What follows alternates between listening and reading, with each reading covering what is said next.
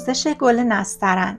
این گل 3 سایز داره، 3 تا گلبرگ داره، 1 2 3 که هر کدوم رو روی پارچه مخمل دولازانفیکس که قبلا اول دوره بهتون آموزش دادم در میارین، دورش رو فندک میگیرین و اگر دوست داشتین رنگ آمیزی میکنین. برای اتو کشی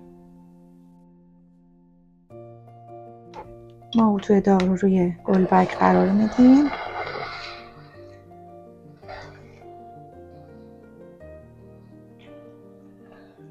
گرم که شد گلبرگ رو تا میکنیم و به این شکل دور خودش میپیچیم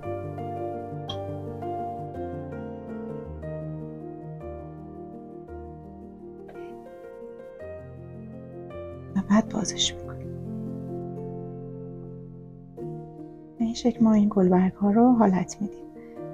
وسط این گلبرگ ها رو میتونیم با هویه یه سوراخ ایجاد کنیم یا اینکه با قیچی یک حالت به علاوه این وسط مثل این که من درست کردم یه سوراخ ایجاد بکنیم که سیم رو بتونیم ما داخلش ببریم. من این گلبرگ بزرگترم بهتون نشون میدم چجوری میشه اتو کرد.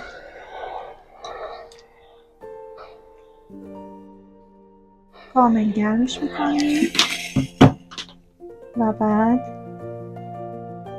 تا میزنیم و از قسمت بالا دور خودش میپیچیم.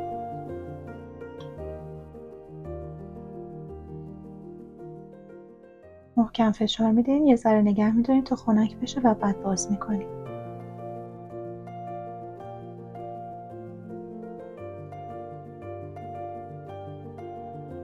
به همین ترتیب این قسمت وسط رو باید ما سوراخ بکنیم.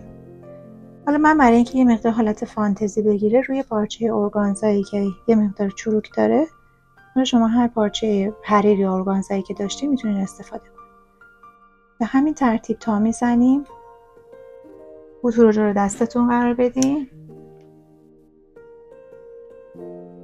اینو دور خودش بچرخونین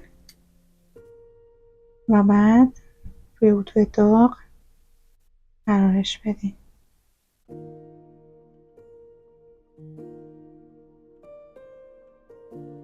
مراقب باشین که دستتون نسوزه. به این شکل و بعد بازش میکنیم.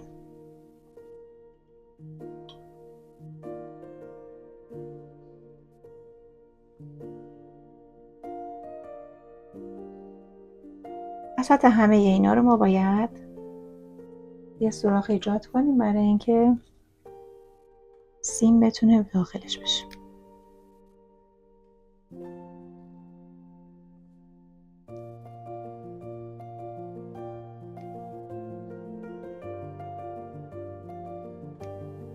به این شکل. اگه یه قسمت از این گلبرگ ها رو دوست نداشتین یا حالت نگرفته بود میتونید اتو رو بیارید، این همین گلبرگ رو فقط روی اتو قرار بدین.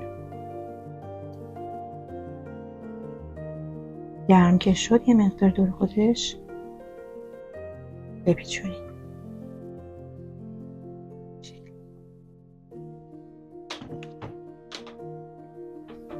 وسط این گل رو هم پیدا میکنیم و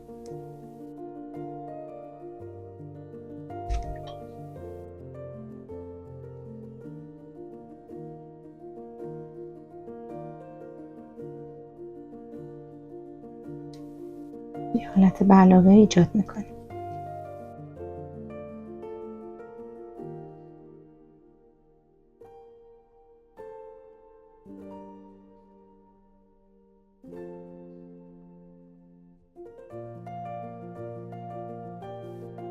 این قسمت رو یه فندک خیلی سریع میگیرم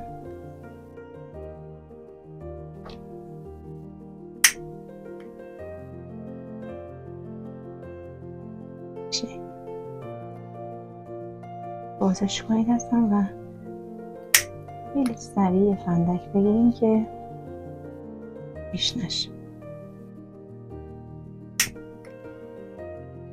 شکل.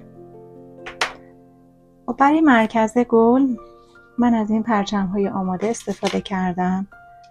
یه چند تا رو کنار هم گذاشتم و با نوار گاترین دورش رو پیچیدم. خب میام از سایز کوچیک یکی یکی اول از پارچه حریر سایز کوچیک رو وارد میکنیم، بعد پارچه مخملی،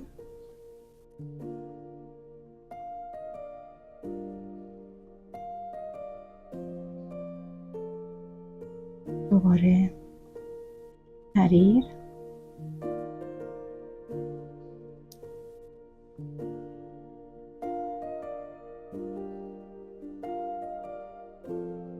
سایز متوسط و بعد سایز بزرگ.